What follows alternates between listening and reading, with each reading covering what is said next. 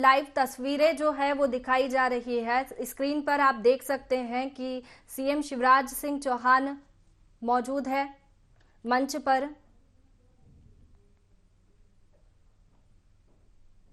17वां प्रवासी भारतीय दिवस सम्मेलन का आज दूसरा दिन है और मंच पर आप देखिए कि सीएम शिवराज सिंह चौहान मौजूद है। 70 देशों के प्रवासी भारतीय, 3500 से अधिक प्रवासी भारतीय इस सम्मेलन में शामिल होंगे। 3 दिवसीय ये सम्मेलन है और आज सम्मेलन का दूसरा दिन है। प्रधानमंत्री नरेंद्र मोदी भी पहुंच चुके हैं ब्रिलियंट कन्वेंशन सेंटर।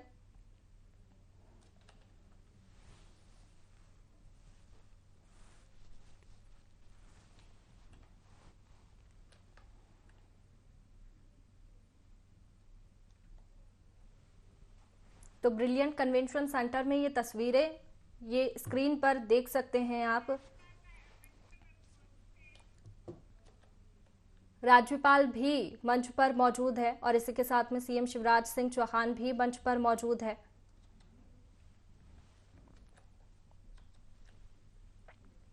सूरीनाम और गुयाना दोनों देशों के राष्ट्रपति भी मुख्य अतिथि रहेंगे कार्यक्रम में। पीएम के साथ प्रवासी भारतीय सम्मेलन के उद्घाटन समारोह में शामिल होंगे और इसी के साथ सूरीनाम और गुयाना के दोनों राष्ट्रपति भी कार्यक्रम में मंच पर उपस्थित है। सीएम शिवराज सिंह चौहान भी मंच पर है और राज्यपाल भी मंच पर मौजूद है। और थोड़ी ही देर में प्रधानमंत्री भी पहुंचने वाले हैं। प्रधानमंत्री नरेंद्र मोदी प्रवासी भारतीय सम्मेलन में शामिल होंगे और कुछ ही देर में वे मंच पर पहुंचेंगे। बता दें कि ब्रिलियंट कन्वेंशन सेंटर में ये कार्यक्रम का आयोजन चल रहा है और आप देख सकते हैं कि कितने लोग कार्यक्रम में दिखाई दे रहे हैं, कितने लोग अभी उपस्थित हैं। 70 देशों के 3500 से अधिक प्रवासी इस सम्मेलन में शामिल होंगे। सूरीनाम और गुयाना के राष्ट्रपति की अगवानी भी पीएम मोदी करेंगे।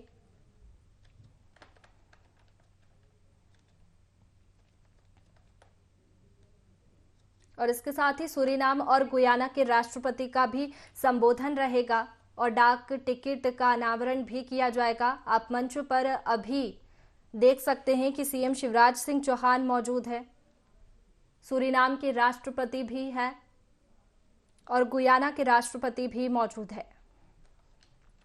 मंत्रियों के आने का सिलसिला भी जारी है। ब्रिलियंट कन्वेंशन सेंटर में डिजिटल प्रदर्शनी का भी शुभारंभ किया जाएगा और प्रधानमंत्री के साथ ग्रुप फोटो सेशन भी होगा।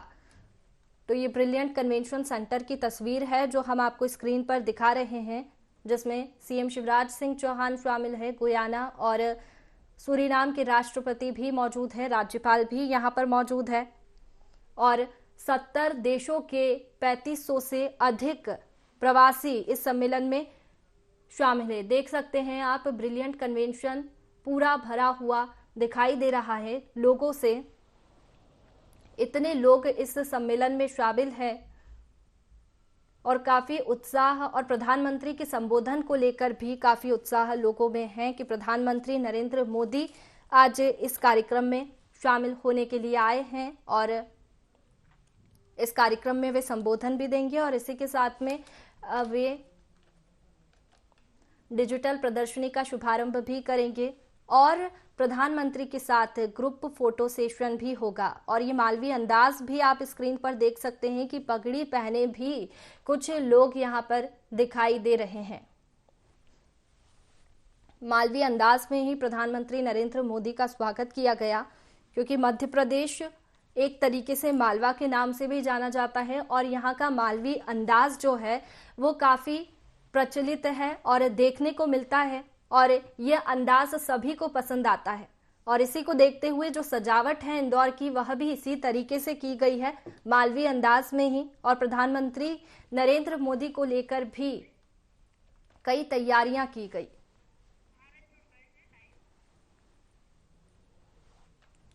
खबर पर ज्यादा जानकारी के लिए रुक कर लेते हैं भारत ब्रिलियंट कन्वेंशन सेंटर में कार्यक्रम चलने वाला है, थोड़ी ही देर में शुरू होगा और सीएम शिवराज सिंह चौहान, राज्यपाल और राष्ट्रपति ये सभी लोग मंच पर उपस्थित है।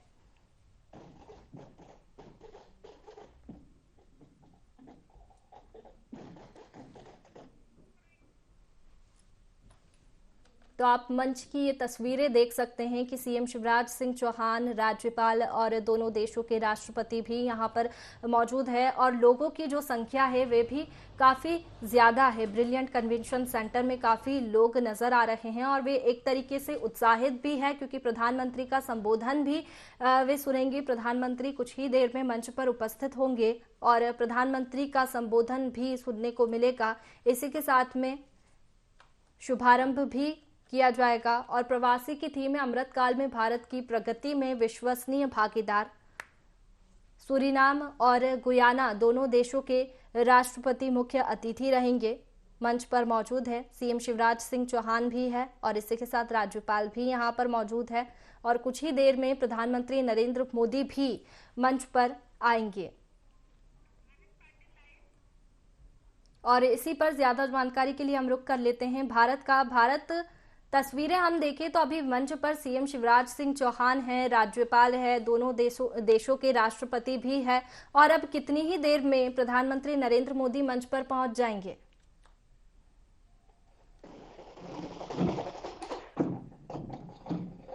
बार-बार भारत बोलो हमें।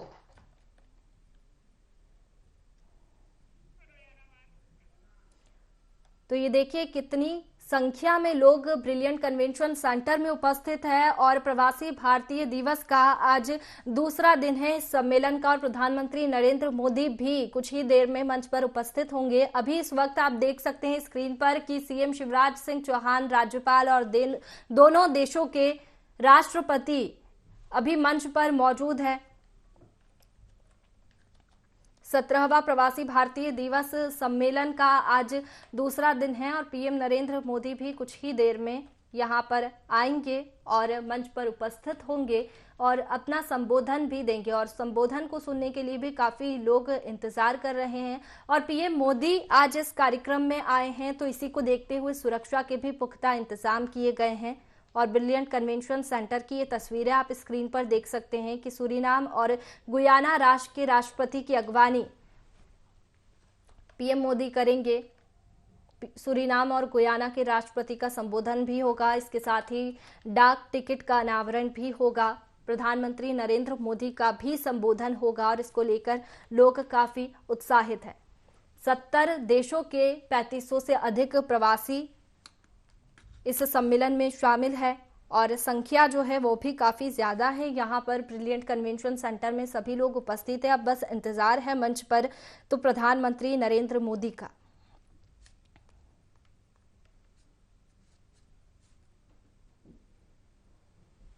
बता दें कि खराब मौसम के कारण प्रधानमंत्री नरेंद्र मोदी निर्धारित समय से देरी से इंदौर पहुंचे और इसी को लेकर कार्यक्रम में भी कुछ अपडेट किए गए।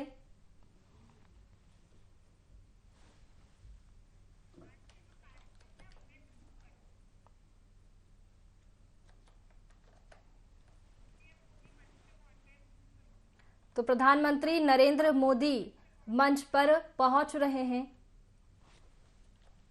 और ये देखिए प्रधानमंत्री नरेंद्र मोदी मंच पर पहुंच चुके हैं। स्क्रीन पर आप ये तस्वीरें देख सकते हैं। India Shri Narendra Modi ji, our honorable chief guest, His Excellency Dr. Mohammad Irfan Ali, President of the Cooperative Republic of Guyana, our honorable special guest of honor, His Excellency Mr. Chandrika Prasad Santokhi, President of the Republic of Suriname.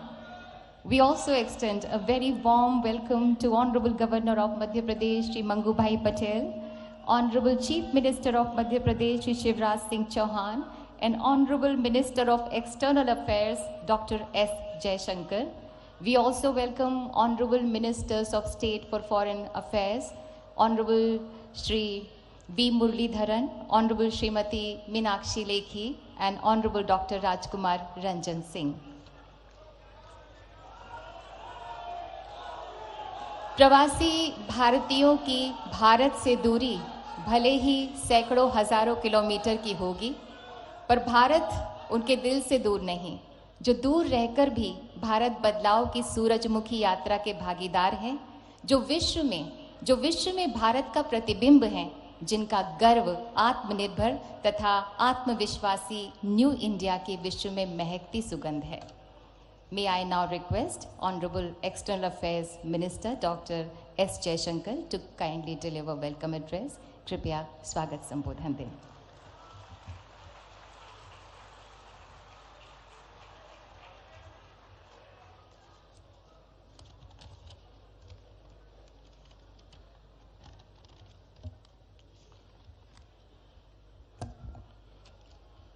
परम आदरणीय प्रधानमंत्री जी, Guyana के राष्ट्रपति और PBD के chief guest excellency doctor Mohammad Irfan Ali ji, Suriname के राष्ट्रपति और special guest of honour excellency Shri Chandrika Prasad Santokhi ji, माननीय राज्यपाल श्री मंगूभाई पटेल जी, माननीय मुख्यमंत्री श्री शिवराज सिंह चौहान जी, माननीय मंत्रीगण, डेलीगेट्स, साथियों, आप सबको मेरा नमस्कार।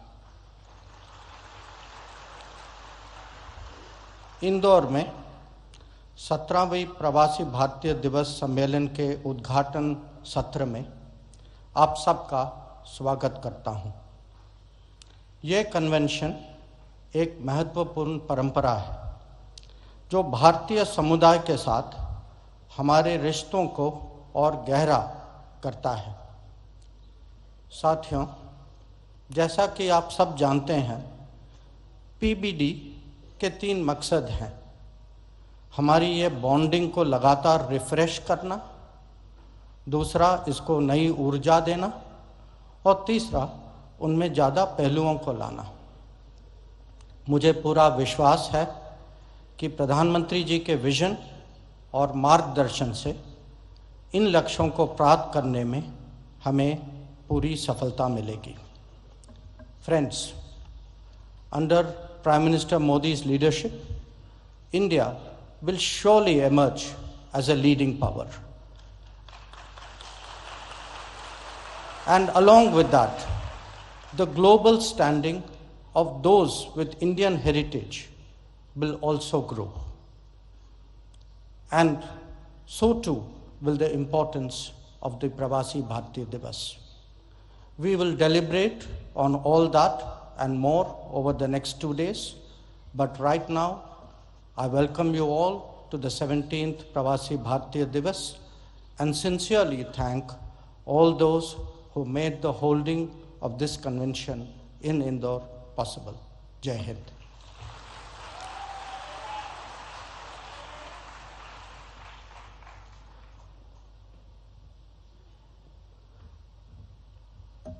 Thank you honourable doctor S Jaishankar. माननीय प्रधानमंत्री जी द्वारा स्थापित भारत विकास के आदर्शों को आत्मसात कर माननीय मुख्यमंत्री मध्य प्रदेश श्री शिवराज सिंह चौहान बड़ी कर्मठता से मध्य प्रदेश में विकास के नए कीर्तिमान रच रहे हैं। हमारा निवेदन है माननीय मुख्यमंत्री मध्य प्रदेश श्री शिवराज सिंह चौहान से कि कृपया अपनी भावनाएं व्यक्त करें।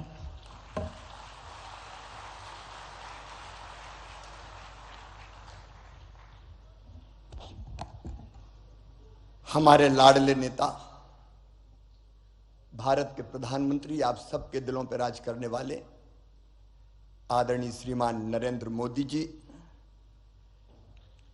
प्रवासी भारतीय दिवस के मुख्य अतिथि माननीय राष्ट्रपति cooperative republic of Guyana doctor Mohammad Irfan Ali ji, आज के कार्यक्रम के विशिष्ट अतिथि माननीय राष्ट्रपति republic of Suriname Shri Chandrika Prasad Santokhi ji, हमारे मध्य प्रदेश के राज्यपाल आदरणीय मंगूभाई पटेल जी, आदरणीय श्री जयशंकर जी, हमारे विदेश मंत्री आदरणीय बी मुरलीधरन जी, मीनाक्षी लेखी जी, मंत्रिमंडल के सदस्य आदरणीय डॉक्टर राजकुमार रंजन सिंह जी और दुनिया भर से पधारे हुए मेरे प्रवासी भारतीय बहनों और भाइयों, एक बार फिर मध्य प्रदेश की धरती पर मैं आप सबका हृदय से स्वागत करता हूं, अभिनंदन करता हूं। आजादी के अमृत काल में मुझे तो ऐसा लग रहा है मध्य प्रदेश पे अमृत वर्षा हो रही है और सारी दुनिया से बाहें फैला के आप सब मध्य प्रदेश पधारे हैं। लेकिन मध्य प्रदेश और इंदौर ने भी कोई कसर नहीं छोड़ी है, अपने दिल के दरवाजे भी खोले हैं और अपने घरों के दरवाजे भी खोले हैं। माड़ने मड़े हुए हैं, रंगोली सजी हुई है, विद्युत बल्ब की लड़ियों से इंदौर को सजाया गया है। और इंदौर में झगड़ा इस बात का था कि होटल में क्यों ठहरा रहे हो, हमारे घर ले आओ ना हमारे प्रवासी भारतीय भाई और बहनों को। एक अद्भुत उत्साह का और उमंग का वातावरण है।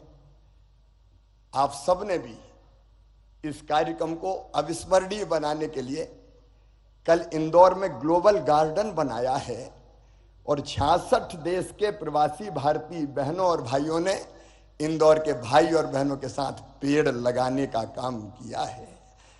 भारत माननीय प्रधानमंत्री श्रीमान नरेंद्र मोदी जी के नेतृत्व में सचमुच में एक नए भारत का उदय हो रहा है।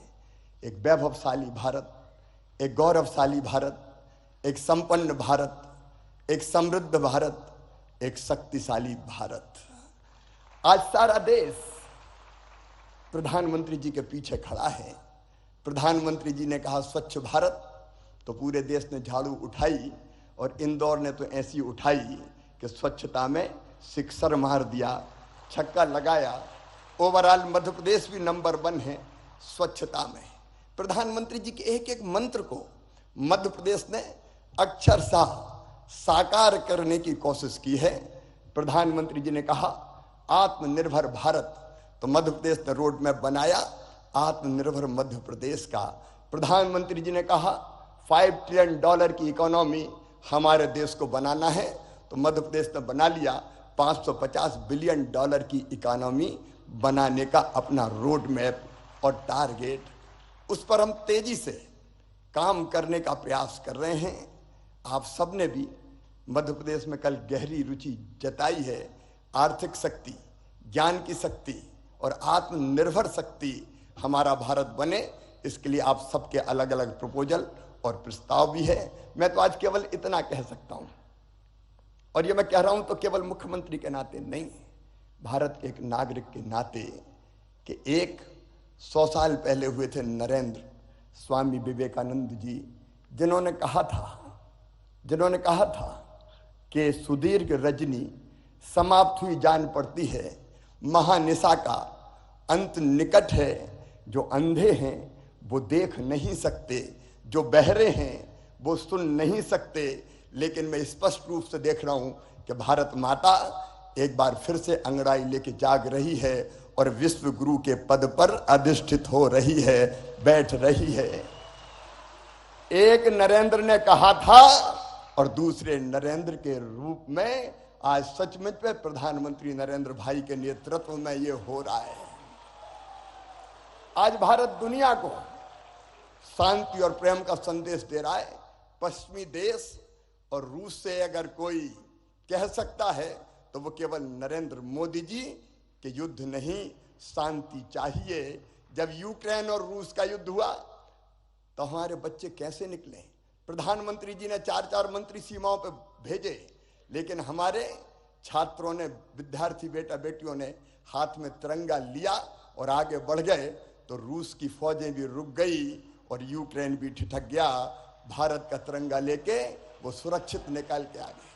पूरी दुनिया को वसुधैव कुटुंबकम का संदेश देने वाले हमारे प्रधानमंत्री नरेंद्र मोदी जी, सब सुखी हो, सब निरोग हो, सबका मंगल हो, सबका कल्याण की राह दिखाने वाले नरेंद्र मोदी जी, हम सबका संकल्प है कि उनके नेतृत्व में भारत लगातार आगे बढ़ के कई मामलों में देश का नेतृत्व करे। एक बार मैं फिर आप सबका स्वागत करता हूं, अभिनंदन करता हूं और माफी चाहता हूं।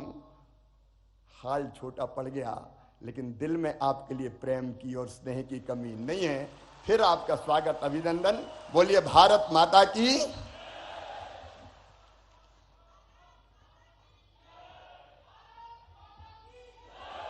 बहुत बहुत धन्यवाद माननीय मुख्यमंत्री Madhya Pradesh. Today, we feel deeply honored with the gracious presence of our distinguished and esteemed guests on the dais. May I now request our guest of honor, His Excellency Mr. Chandrika Prasad Santokhi, President of the Republic of Suriname, to kindly address on the occasion.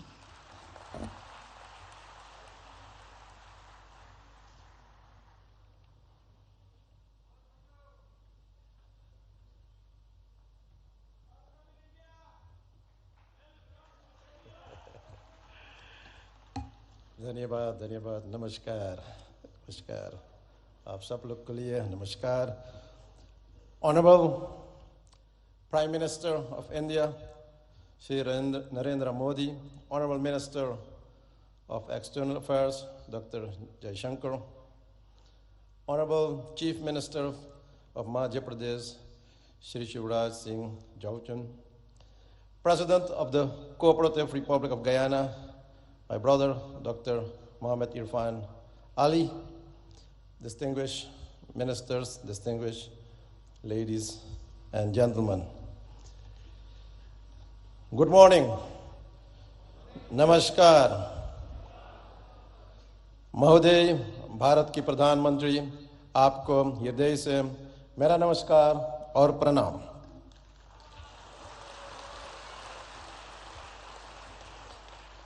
First, let me offer also my heartfelt condolences to you, Prime Minister, and I'm doing that with this text.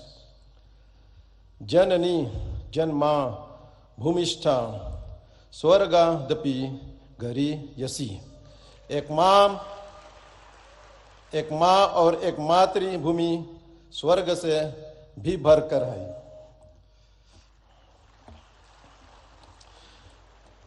Today is my great privilege to set foot on the soil of mesmerizing Indore, the largest city in beautiful Madhya Pradesh, known as the cleanest city in India and evolving as one of the smart cities to speak as your special guest of honor at this August Pravasi Divas. Allow me also, on behalf of the people and the government of the Republic of Suriname, to express to the government of India and the government of Madhya Pradesh our sincerest gratitude for the warm hospitality rendered to me and my delegation. Ladies and gentlemen, this convention is a great momentum for new opportunities to explore for both our nations. In the so-called Amrit Kaal of New India, which was introduced by Prime Minister Narendra Modi in 2021, which we support. With the projected 25 years of sustainability should not only be spread to all areas and places in India, but it should also get outreach to our diaspora nations and our diaspora people, and that is also one of the reasons why we are gathered here today. Prime Minister Modi, how can we support your philosophical vision of Amrit Kaal and this Pravasi Divas to our diaspora nations and to all our people of Indian descent? I believe that this concept needs to be developed, promoted, and institutionalized in our nations and among our people. Therefore, today, I'm presenting you some ideas for further consideration. For example, for the Caribbean diaspora, an Indian diaspora institution can be established in the Caribbean region for training in Hindi language, training in culture, etc.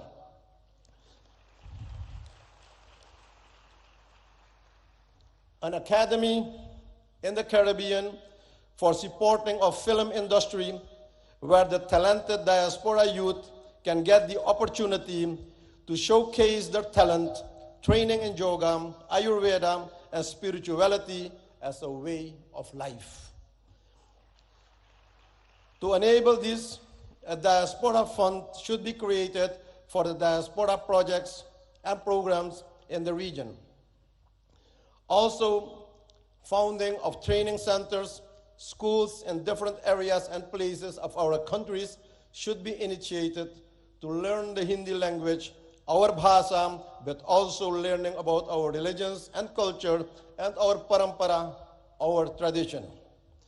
The establishment of a Caribbean high-tech training institution in modern technology should be welcomed for the diaspora nations to support the IT skills among our citizens. My country, Suriname, is willing to host one of those institutions. Ladies and gentlemen, recently we initiated the idea to establish an innovation hub for the youth of the Caribbean for science studies, studying climate change and biodiversity, which can be integrated and applied in this IT institution. Another proposal is investing in companies creating semi-finished products where Indian companies can develop and produce products in our own region to strengthen the local communities and economy. This will develop and support our own local industry, local content. For example, from our country, wood furniture can be produced also locally based on the win-win principle. A regional enterprise for pharmaceuticals to produce affordable medicines for our people in the region, and also developing renewable energies in the diaspora nations that should be supported and expanded for the energy security. Another idea is the establishment of Indian financial institutions and banks for ease of doing business and trade in our region that will support financial inclusion of our business community and the people, but also to see this as a solution of financial exclusion by the threat of de-risking of several banks in the Caribbean nations by foreign banks, but also promotion of South-South cooperation, promoting connectivity through air and water connections for our nations, and creating and expanding joint markets for each other's products, and promoting movements of persons and goods through water and air connectivity. Supporting and promoting programs for the use of high technology by India for communication, education, and access to information to support knowledge and strengthen the human well-being for everyone in the community in our region. Ladies and gentlemen, very often, and you witness it every day, we are informed about the role and position of Indians in top companies of the world, in the health sector, in all modern medical institutions, IT world, and also the financial sector. The question is how we can benefit more from this wealth of knowledge and expertise in the diaspora community. Ladies and gentlemen, those are some thoughts. I see many opportunities for even a closer diaspora cooperation with Indian counterparts in all areas for the next 25 years. And I make use of this opportunity to invite all relevant actors from both sides to sit around the table and explore the new avenues of cooperation. Even on the highest levels of government, we should have more interactions and strategic dialogue to support and implement the vision of Amrit Kaal. Prime Minister Modi, my country, Suriname, is honored to mark the 150th anniversary of Indian arrival in Suriname in 2023, a significant milestone in the long and rich history of relations between our two countries. This is a memorable occasion. It's a time to celebrate the cultural ties forged between Suriname and India over the past 150 years and to reflect on how our two nations have worked together to promote understanding, cooperation, and mutual respect. The arrival of the immigrants from India and their progressive involvement in the Surinamese society has contributed and enriching cultural expressions and experiences. But they managed to keep their values, their dharma, and their identity, their pahichan.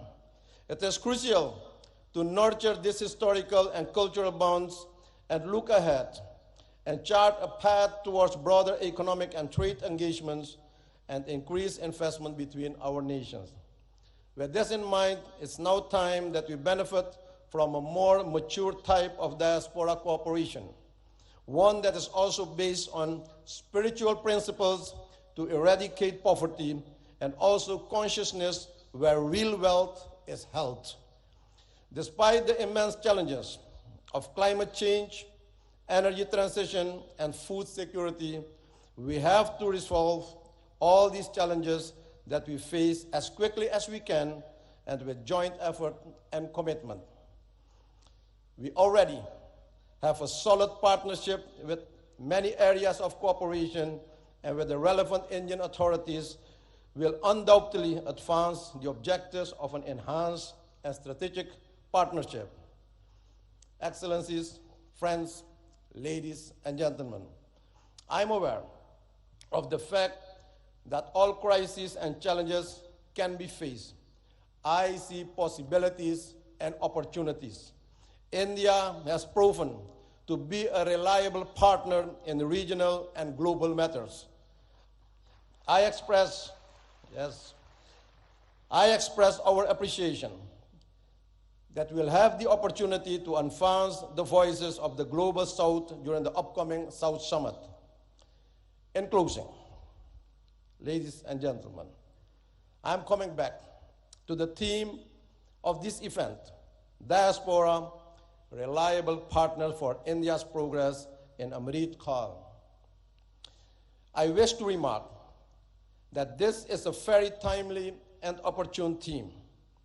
I view Amrit Kaal as the beginning of a new era, starting now, the first month in 2023. The nectar is now available after many years of hardships faced by our ancestors. But only when we work towards our goals of sustainability with sincerity and smartness, this mission is accomplished. Prime Minister Modi. To thank the Chief Minister, the government, and the people of Madhya Pradesh for your kind hospitality, your love, and the way in which you welcome us to this beautiful city. I thank the Prime Minister of India for his invitation extended to me to participate in this convention. I express my appreciation for the warm and gracious hospitality extended to me and the members of my delegation, the largest private sector delegation to ever visit India from Guyana. Today is a significant day in the history of India, for it was on the 9th of January 1915, Mohandas Karamchand Gandhi returned home to India from South Africa. It was on this day, 107 years ago, that the once physically frail-looking but morally firm and formidable man returned and intensified the struggle for India's independence.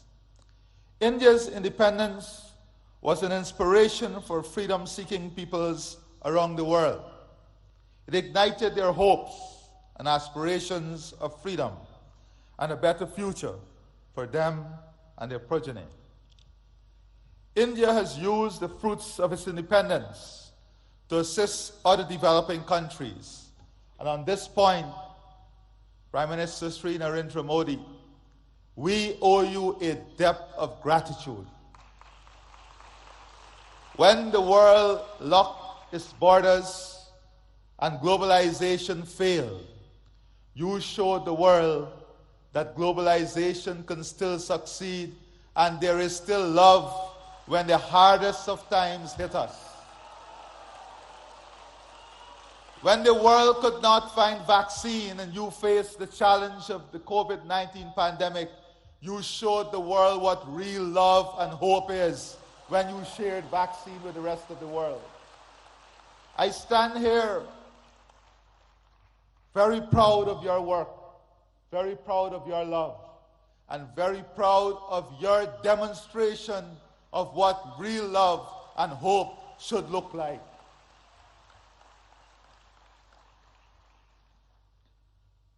I take this opportunity to express once again my profound appreciation for India's support to Guyana. Since the establishment of diplomatic relations between our two states, Guyana has benefited from robust cooperation with India in the fields of agriculture, culture, diplomacy, education, health, housing, information communications technology, infrastructural development, investment, renewable energy, sport, trade, and water.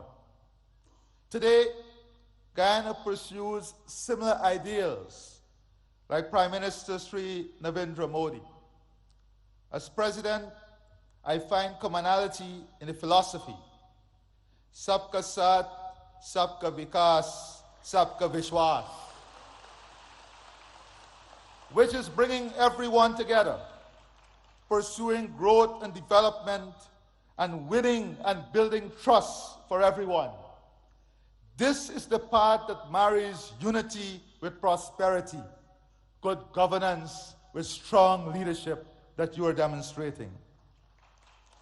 As our country expands, we embrace fully the Rainbow of India concept, which builds the country among the themes of Sanskriti, Krishti, Mahela Shakti, Prakriti, Sansadan, Yuva Shakti, Loktandra, and Gyan, which is ensuring our country is built on the strength of its culture, agriculture, women, natural resources, youth power, democracy, and knowledge. India is a world leader in developing Pratibha, talent, and utilizing Prododiki, technology, and we look forward to further collaborating in these two areas. With the development of talent and the sharing of technology, India stands way ahead of all others in developing a world that is hopeful, a world in which technology is not seen as an expensive tool, but technology is seen as an accessible tool to improve all of humanity. Guyana has also keenly observed India's management of relations with its diaspora. We have learned from India as we embark on a new chapter of enhancing our engagement with our own diaspora, which, like India, is scattered across the globe in almost every country. I believe that it is important that we continuously share our experiences in engaging with our respective diasporas. This convention serves such beneficial purpose. Today, I want to therefore share my perspective about diaspora relations. My country, Guyana, is a multi-ethnic society. Indians, whose ancestors first came to work in Guyana as indentured immigrants, constitute the largest ethnic group in the country. Guyana itself has a large diaspora, which is ranked as one of the largest in the world in terms of its share of the national population. One recent report suggested that almost 40% of all Guyanese live overseas. The traditional approach to diaspora relations tended to emphasize remigration, remittances, and family-based tourism. The results of this approach were mixed. Without doubt, remittances have contributed to providing economic support for thousands of Guyanese families. We also were able to attract skilled persons to return and provide the country with much needed critical skills to rebuild the economy, to restore international creditworthiness, and to establish enterprises. But pull factors including family ties and better opportunities also led to many of them returning overseas. Guyana is now a much stronger economy than it has ever been. It is now the fastest growing economy in the world, registering a real GDP growth of 19.9% in 2021 and growth for 2022 estimated at more than 50%. On this note, Prime Minister Sri Narendra Modi, I assure you that the economic opportunity, growth, and potential of Guyana is open to the entire private sector of India to participate fully and to be involved in the transformation that is taking place. The country's economy is now in a full takeoff mode of development. This transformative stage of economic development is spawning massive economic opportunities across almost all sectors of the economy. Our intention is to position Guyana to be among the leaders in the world in energy security, climate security, food security, fresh water, and a full-scale human resource development that provides the best health and educational services, and India is an important strategic partner in achieving all of this. Guyana is mindful of the experience of other countries, which have experienced rapid growth, but also led to socioeconomic inequalities. As such, we have embraced a One Guyana agenda, which promotes greater unity and shared prosperity amongst all of our people. Our diaspora is integral to the One Guyana agenda. As such, Guyana is now embracing a diaspora integration model. This flows from our belief that diasporas should not be treated as entities that are peripheral to nationhood. Diasporas are an integral part of our nation. They may be resident outside of our borders, but they remain within our nation. They are part of us and not apart from us. As such, it is necessary when crafting policies that we seek to integrate our diaspora into the process of national development. Policies, therefore, should be tailored to make our diasporas integral rather than incidental to nationhood. My experience has been that members of our diaspora are no less patriotic and no less fervent in their support of country. They celebrate when the national teams do well. Their hearts swell with pride when their countrymen excel and attain high office. And they are passionate in supporting their motherland. I have little doubt that this too is India's experience. Guyana, like India, is a multicultural society with different religious and ethnic groups. The celebration by the diaspora of their religious, cultural, and national festivals and events serve to reinforce the strong connection to homeland and their sense of national identity. The forging of a strong sense of national identity within the diaspora is therefore central to the model of diaspora relations that we are pursuing. One of the ways in which the diaspora reinforces national identity is by keeping alive their cultural and national traditions. These traditions promote a sense of oneness. Relations with our diaspora cannot ignore the role of religious, ethnic, and national traditions in sustaining our multicultural and national identities. Policies which promote the continued observances of religious, cultural, and national observances within the diaspora must become part of our engagement with the diaspora. If the diaspora is to become more integral in national development, it must benefit from accurate and updated information. We now live in an information age where information is now more easily accessible. But the very platforms which may make such information more accessible and more instantaneous can become sources of disinformation.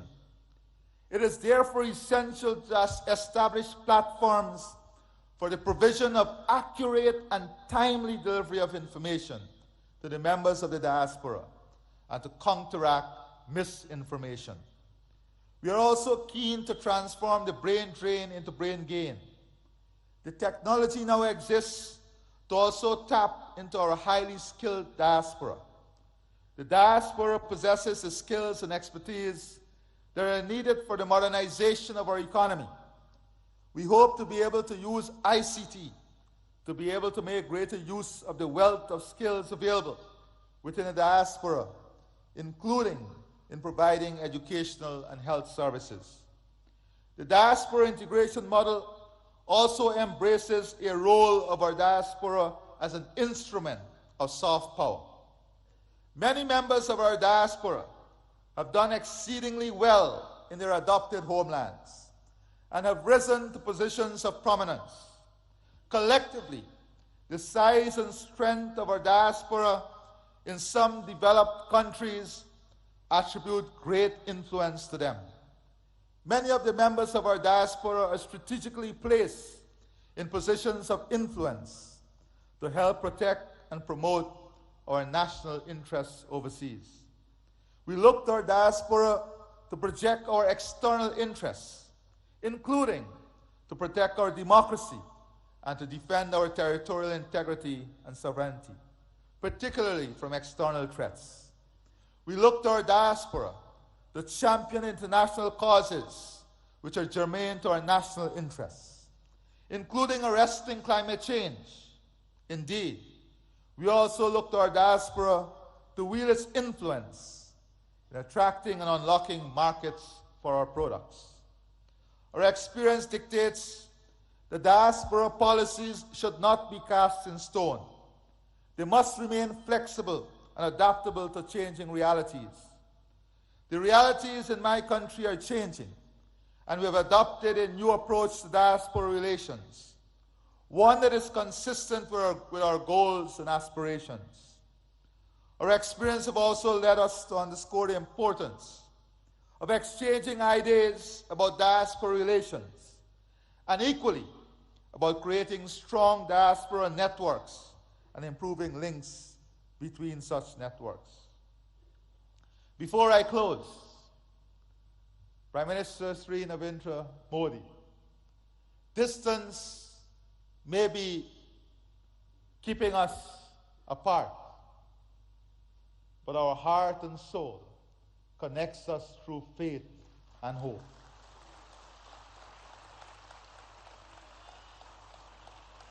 You visited Guyana even before you were Chief Minister, and you felt the love of the Guyanese diaspora.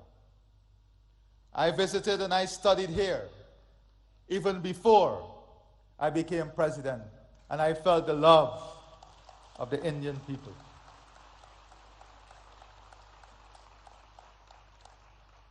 We pray and hope that before the end of this year, we will have the good fortune of your visit to Guyana, so that we can share with you our development aspirations and the hope of a country that is so connected to you and the people of India. I therefore see the Pravasi Divas Convention as an important platform for not only exchanging ideas on this subject, but also fostering deeper and stronger ties among states which have significant diasporas, such as India and Guyana. I wish every success to this convention.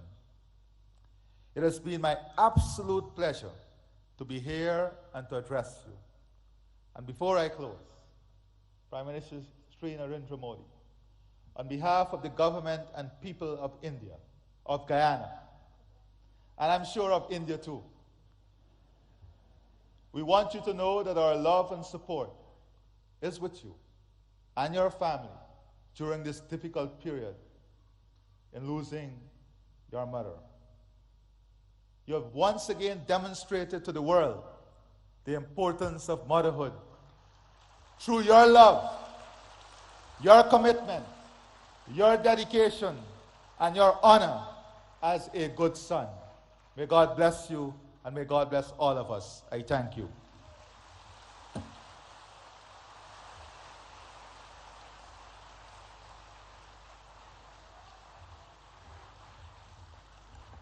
Thank you so much, His Excellency. Thank you so much. The Ministry of External Affairs has launched a campaign, Surakshit Jaye, Prashikshit Jaye, Go Safe, Go Trained, to promote safe and legal migration as well as overseas career prospects, जिसका मकसद है जागरूकता की मशाल जलाना कि सुरक्षित और लीगल चैनल के जरिए अगर कोई एस्पिरेंट जॉब के लिए ओवरसीज ट्रैवल कर रहा है और वो वेल इन्फॉर्म्ड भी है तो वो बिना किसी जोखिम के सुरक्षित और प्रोडक्टिव रूप से विदेश में रह सकता है। इसी बात पर बल दे रहा है डिपार्टमेंट ऑफ पोस्ट का एक postage stamp. May I now request Honorable Prime Minister of India and His Excellency Dr. Mohammad Irfan Ali and His Excellency Mr. Chandrika Prasad Santokhi to kindly release the commemorative postage stamp with the tagline Surakshit Jaye, Prashikshit Jaye, Go Safe, Go Trained.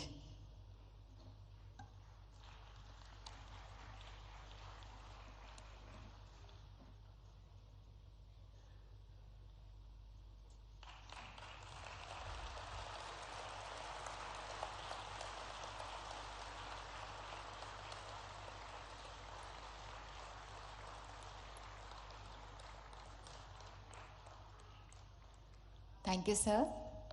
Thank you, His Excellencies.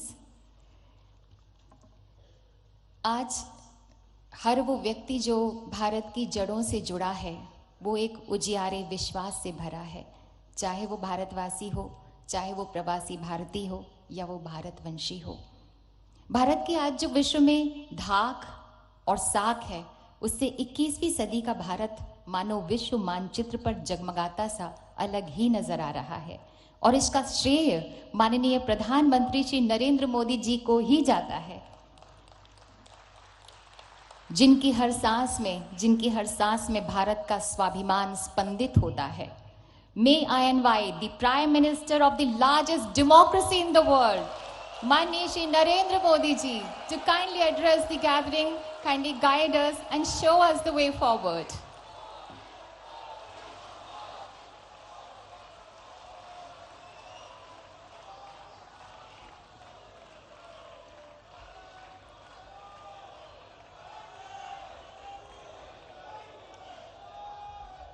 Guyana के राष्ट्रपति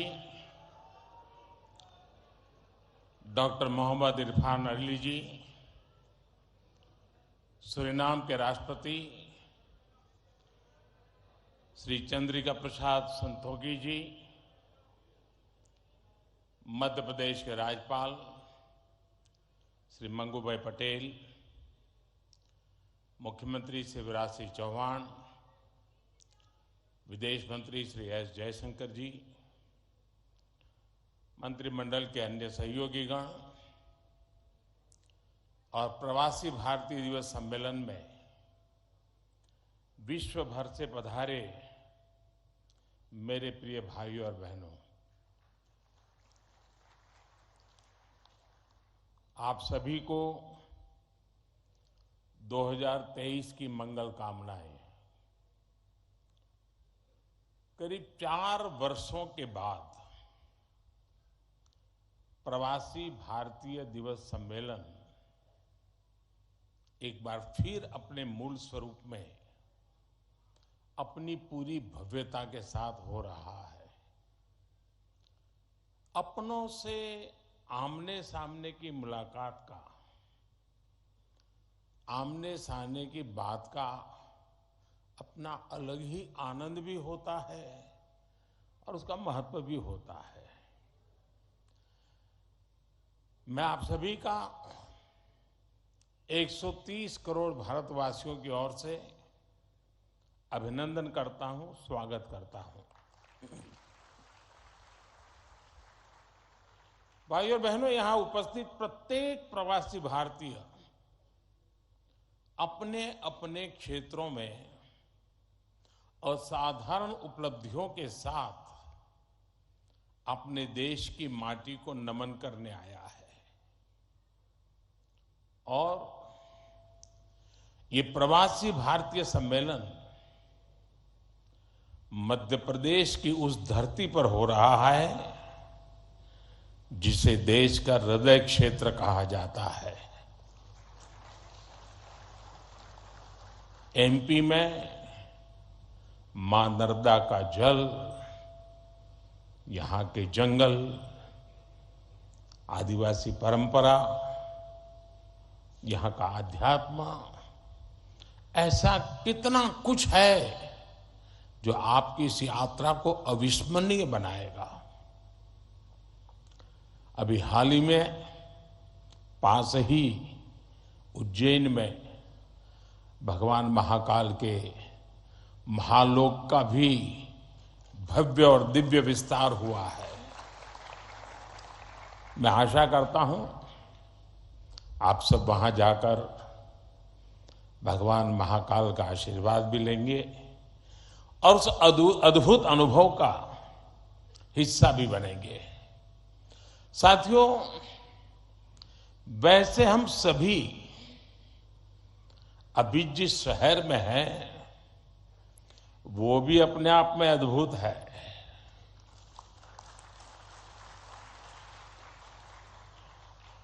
लोग कहते हैं कि इंदौर एक शहर है, लेकिन मैं कहता हूं इंदौर एक दौर है। ये वो दौर है जो समय से आगे चलता है फिर भी विरासत को समेटे रहता है। इंदौर ने स्वच्छता के क्षेत्र में देश में एक अलग पहचान स्थापित की है। खाने पीने के लिए अपन का इंदौर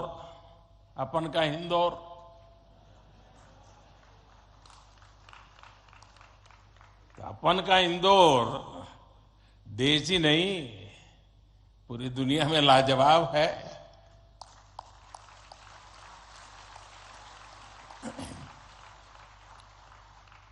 इंदौरी नमकीन का स्वाद, यहाँ के लोगों के यहाँ पर जो पोहे का पैशन है, साबूदाने की खिचड़ी, कचौरी, समोसे, शिकंजी, जिसने भी इसे देखा उसके मुंह का पानी नहीं रुका।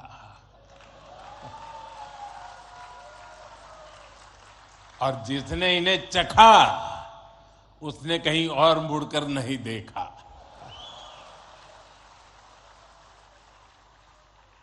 इसी तरह 56 दुकान तो प्रसिद्ध है ही, सराफा भी महत्वपूर्ण है। यही वजह है कि कुछ लोग इंदौर को स्वच्छता के साथ साथ स्वाद की राजधानी भी कहते हैं। मुझे विश्वास है यहां के अनुभव आप खुद भी नहीं भूलेंगे और वापस जाकर दूसरों को यहां के बारे में बताना भी नहीं भूलेंगे। फ्रेंड्स, दिस प्रवासी भारतीय दिवस is special in many ways. We celebrated 75 years of India's independence just a few months ago. A digital exhibition related to our freedom struggle has been organized here. It brings the glorious era in front of you again. Friends, the nation has entered the Amrit Kal of the next 25 years. Our Pravasi Bhartiyas have significant place in this journey. India's unique global vision and its important role in the global order will be strengthened by you people. साथियों, हमारे यहां कहा जाता है स्वदेशो भुवन त्रयम, अर्थात हमारे लिए पूरा संसार ही हमारा स्वदेश है। मनुष्य मात्र ही हमारा बंधु बांधव है। इसी वैचारिक बुनियाद पर हमारे पूर्वजों ने भारत के सांस्कृतिक विस्तार को आकार दिया था। हम दुनिया के अलग अलग कोनों में गए। हमने सभ्यताओं के समागम की अनंत संभावनाओं को समझा। हमने सदियों पहले वैश्विक व्यापार की असाधारण परंपरा शुरू की थी। हम असीम लगने वाले समंदरों के पार गए। अलग अलग देशों, अलग अलग सभ्यताओं के बीच व्यावसायिक संबंध कैसे साझी समृद्धि के रास्ते खोल सकती है, भारत ने और भारतीयों ने करके दिखाया। आज अपने करोड़ों प्रवासी भारतीयों को जब हम ग्लोबल मैप पर देखते हैं तो कई तस्वीरें एक साथ उभरती हैं। दुनिया के इतने अलग अलग देशों में जब भारत के लोग एक कॉमन फैक्टर की तरह दिखते हैं तो वसुधैव कुटुंबकम की भावना उसके साक्षात दर्शन होते हैं। दुनिया के किसी एक देश में जब भारत के अलग अलग प्रांतों, अलग अलग क्षेत्रों के लोग मिलते हैं तो एक भारत श्रेष्ठ भारत का सुखद एहसास भी होता है। दुनिया के अलग अलग देशों में जब सबसे शांतिप्रिय, लोकतांत्रिक और अनुशासित नागरिकों की चर्चा होती है तो मदर ऑफ डेमोक्रेसी होने का भारतीय गौरव अनेक गुना बढ़ जाता है। और जब हमारे इन प्रवासी भारतीयों के योगदान का विश्व आकलन करता है तो उसे सशक्त और समर्थ भारत, इसकी आवाज सुनाई देती है। इसलिए ही तो मैं आप सभी को, सभी प्रवासी भारतीयों को विदेशी धरती पर भारत का राष्ट्रदूत, ब्रांड एम्बेसडर कहता हूं।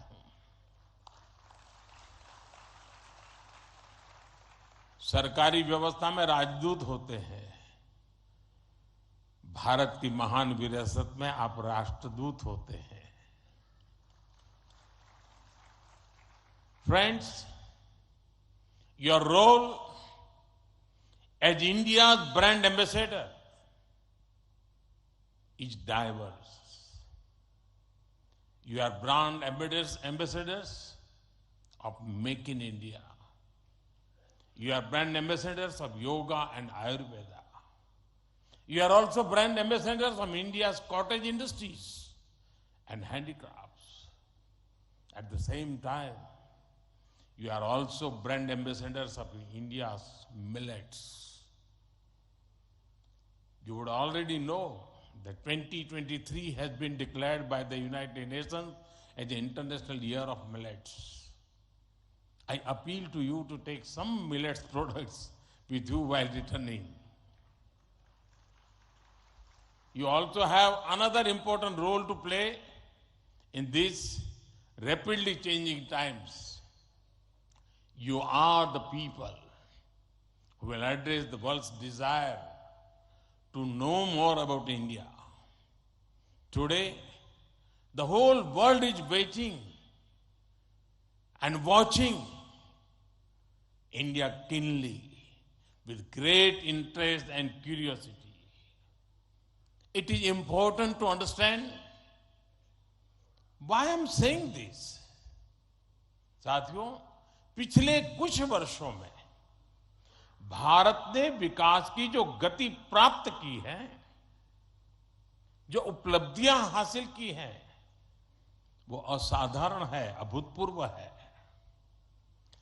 जब भारत कोविड महामारी के बीच कुछ महीनों में ही स्वदेशी वैक्सीन बना लेता है, जब भारत अपने नागरिकों को 220 करोड़ से ज्यादा वैक्सीन डोज मुफ्त लगाने का रिकॉर्ड बनाता है,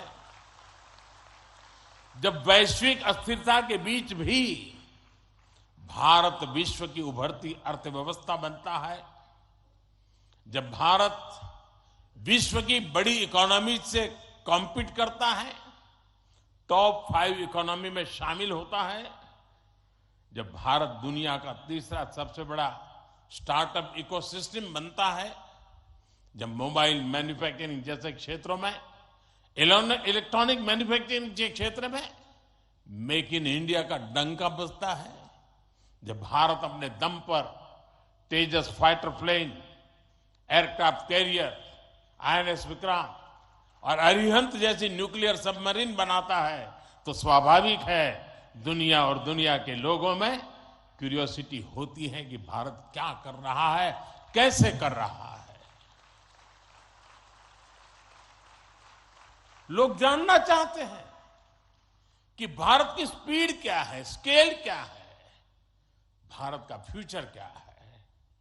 इसी तरह जब कैशलेस इकोनॉमी की बात होती है, फिनटेक की चर्चा होती है, तो दुनिया ये देखकर हैरात में है कि विश्व के 40% real time digital transaction Bharat में होते हैं।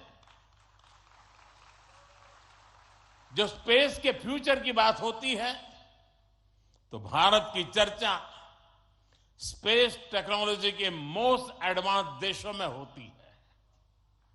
भारत एक बार में 100 सैटेलाइट लॉन्च करने का रिकॉर्ड बना रहा है। सॉफ्टवेयर और डिजिटल टेक्नोलॉजी के क्षेत्र में हमारी ताकत दुनिया देख रही है।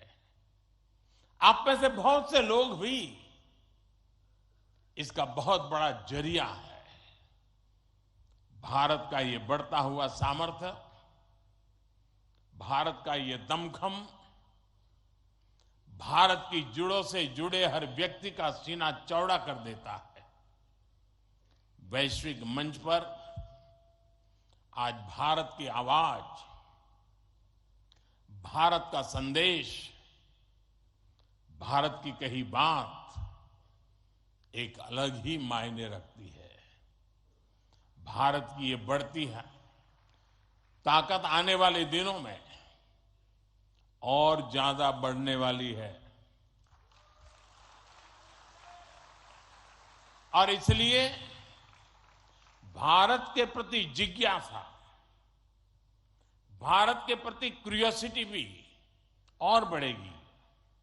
और इसलिए विदेश में रहने वाले भारतीय मूल के लोगों की, प्रवासी भारतीयों की जिम्मेदारी भी बहुत बढ़ जाती है। आपके पास आज भारत के बारे में जितनी व्यापक जानकारी होगी, उतना ही आप दूसरों को भारत के बढ़ते सामर्थ्य के बारे में बता पाएंगे और तथ्यों के आधार पर बता पाएंगे। मेरा आग्रह है कि आपके पास कल्चरल और स्पिरिचुअल जानकारी के साथ साथ भारत की प्रगति की अपडेटेड इंफॉर्मेशन होनी चाहिए। साथियों, आप सबको ये भी पता है, इस वर्ष भारत दुनिया के G20 समूह की अध्यक्षता भी कर रहा है। भारत इस जिम्मेदारी को एक बड़े अवसर के रूप में देख रहा है। हमारे लिए ये दुनिया को भारत के बारे में बताने का अवसर है। ये दुनिया के लिए भारत के अनुभवों से सीखने का, पुराने अनुभवों से सस्टेनेबल फ्यूचर की दिशा तय करने का अवसर है। हमें G20 केवल एक डिप्लोमेटिक इवेंट नहीं, बल्कि जन भागीदारी का एक ऐतिहासिक आयोजन बनाना है। इस दौरान विश्व के विभिन्न देश भारत के जन जन के मन में अतिथि देवो भव की भावना का दर्शन करेंगे। आप भी अपने देश से आ रहे प्रतिनिधियों से मिलकर उन्हें भारत के बारे में बता सकते हैं।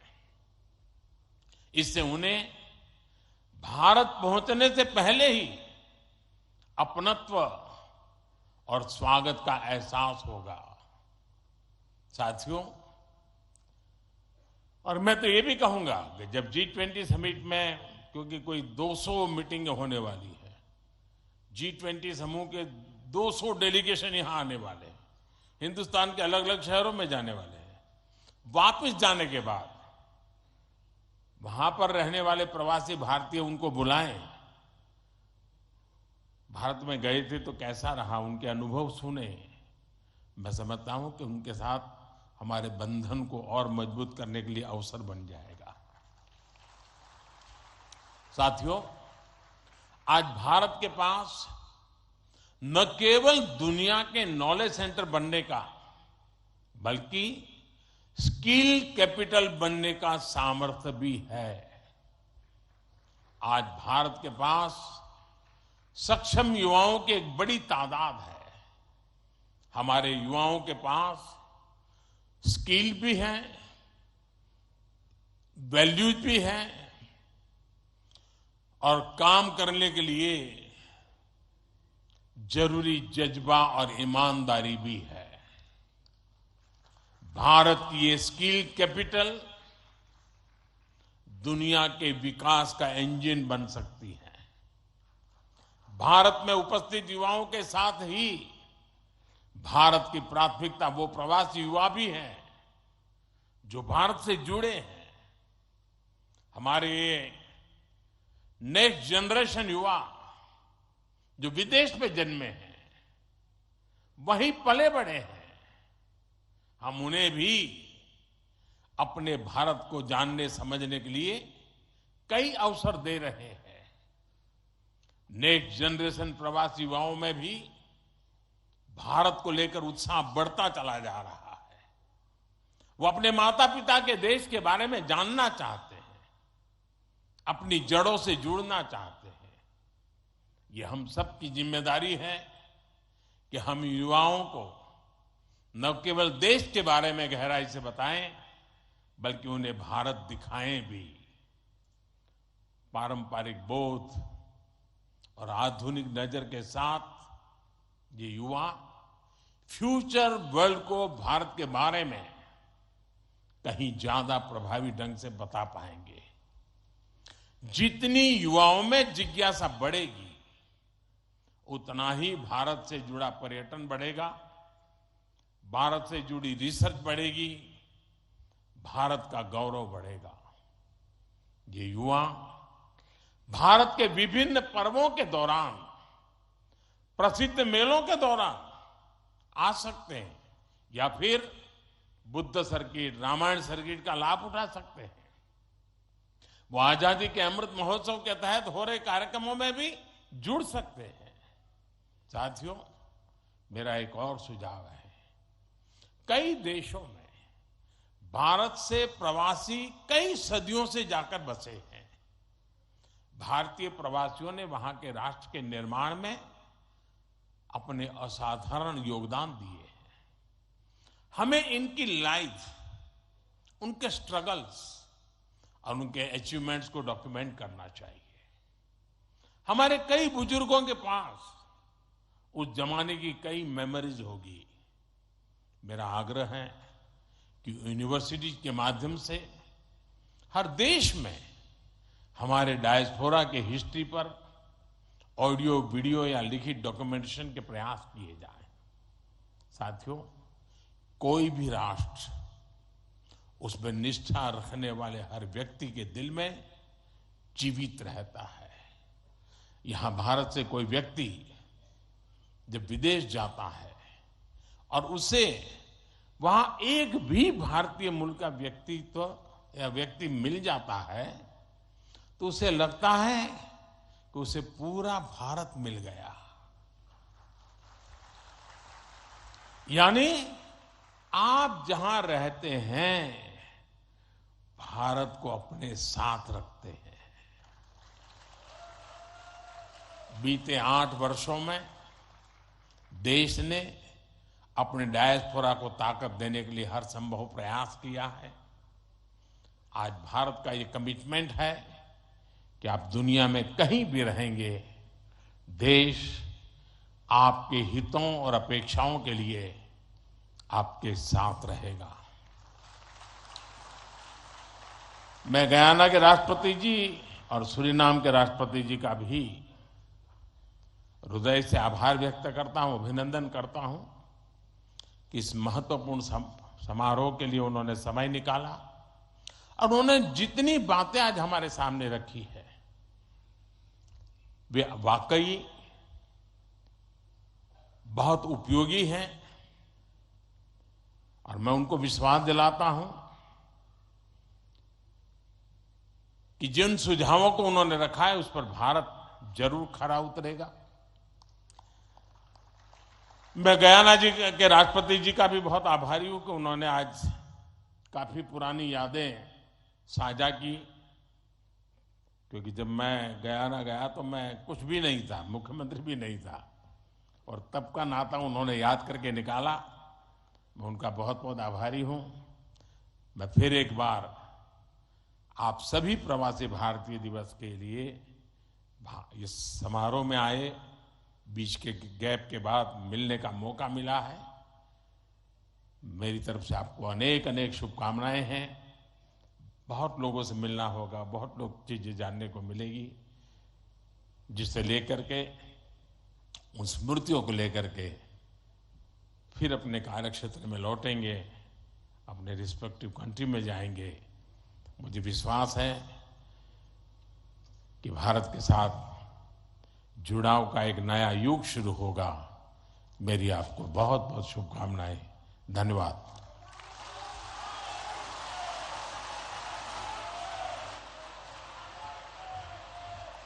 कोटि कोटि धन्यवाद माननीय प्रधानमंत्री जी, आपके अपनेपन से भरे हुए संबोधन के लिए। आपके राष्ट्रीय स्वाभिमान के स्वर सभी को एक नई ऊर्जा से भर देते हैं। बहुत बहुत धन्यवाद आपका माननीय। We are grateful and privileged with the august presence of His Excellency Dr. Mohammad Irfan Ali and His Excellency Mr. Chandrika Prasad Santokhi. Thank you, Honorable Governor, Madhya Pradesh. Thank you, Honorable Chief Minister, Madhya Pradesh. Thank you so much,